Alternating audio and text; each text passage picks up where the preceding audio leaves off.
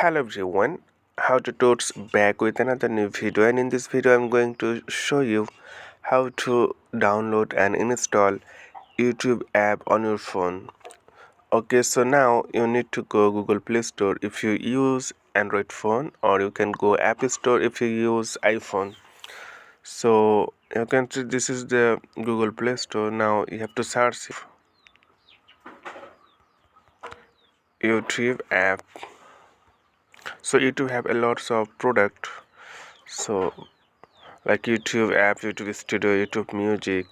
So now click on the YouTube. So if you didn't install YouTube app, then you will see like uninstall or open option like this. Or if you want to install, then you have to tap on the install. So it takes few moment to install in your device. So okay friend, I hope this video is helpful for you. So today's no more, and thank you for watching.